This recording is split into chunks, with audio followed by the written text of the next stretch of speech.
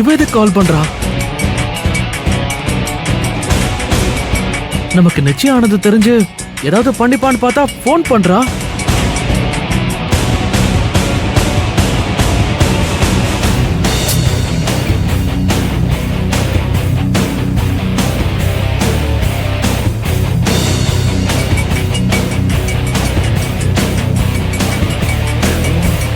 விடமாட்டா போல இருக்கு.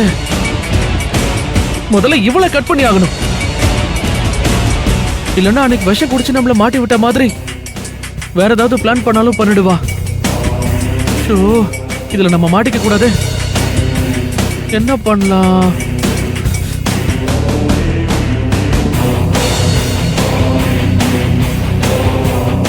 என்ன பண்ணலாம்? அப்பா கிட்ட போய் பேசலாம்.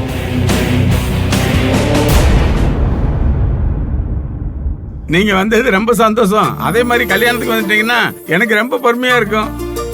ரொம்ப சந்தோஷம். ரொம்ப நன்றி.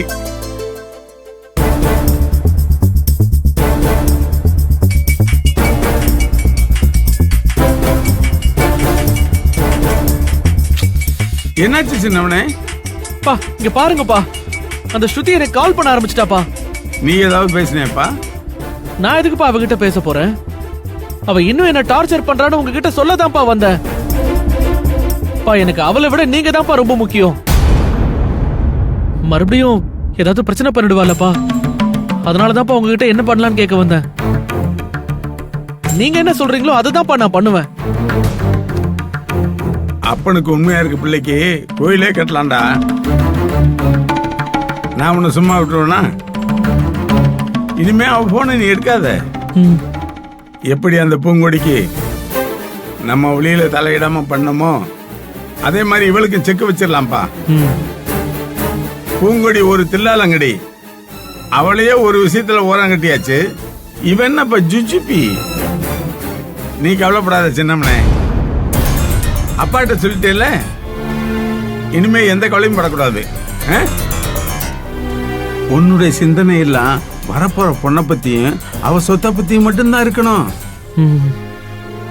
ஒரே பொண்ணு, மொத்த சொத்து நமக்கு தானே.